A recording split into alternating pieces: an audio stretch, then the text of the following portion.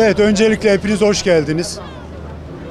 Son 2 senede olduğu gibi bu senede İstanbul Valiliği, İstanbul Çocukları Vakfı ile birlikte İstanbul'umuzdaki okullarımızda 500 tam puan alan öğrencileri aileleriyle birlikte, öğretmenleriyle birlikte valiliğimizde misafir ediyor.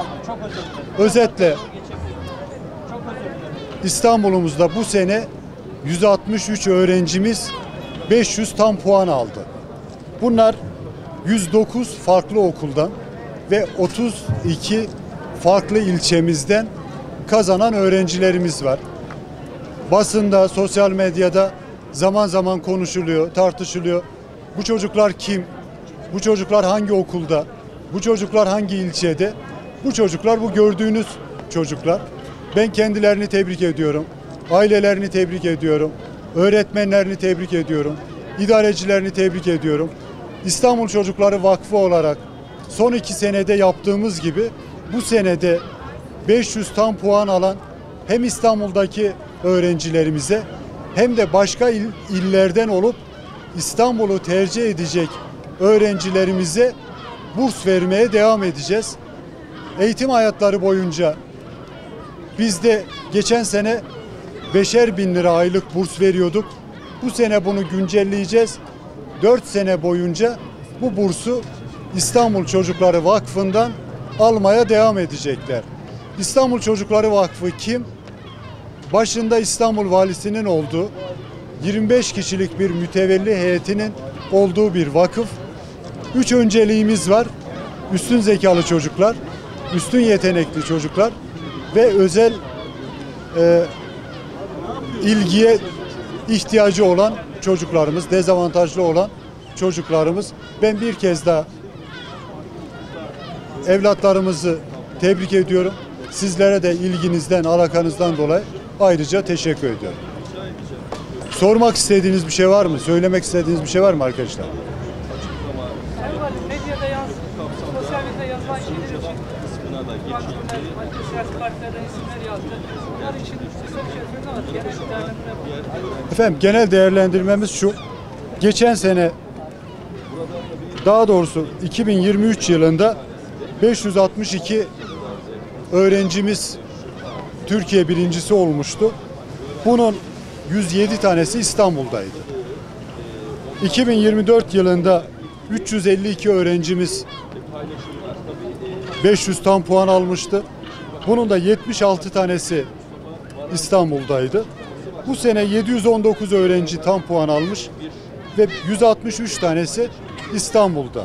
Özetle 2023'te yaklaşık %19'u, 2024'te yaklaşık %21.59'u, bu senede %22.60'ı İstanbul'daki öğrencilerimizden tam puan alan öğrencimiz var. Bu öğrencilerimizin tamamen alın teri, hak ettikleri bir başarı.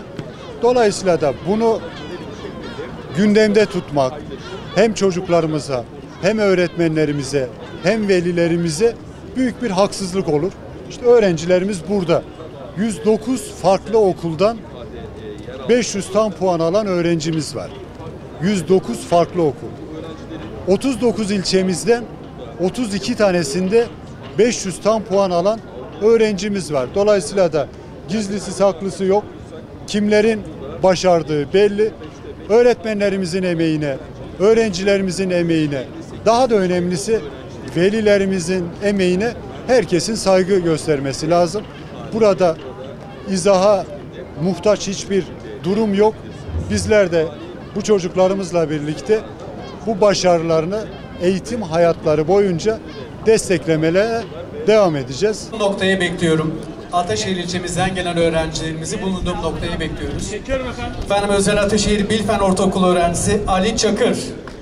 Bravo.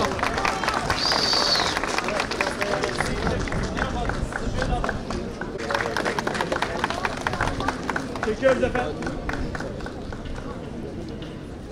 Şöyle alalım.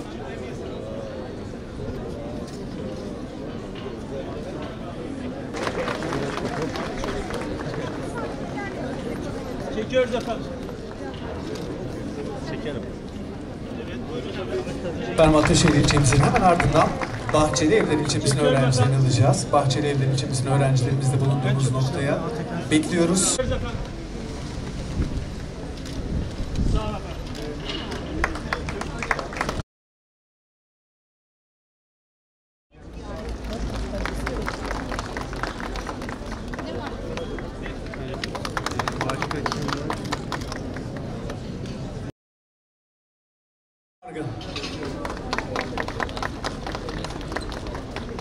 Efendim Bakırköy ilçemizin kıymetli öğrencilerini davet ediyoruz.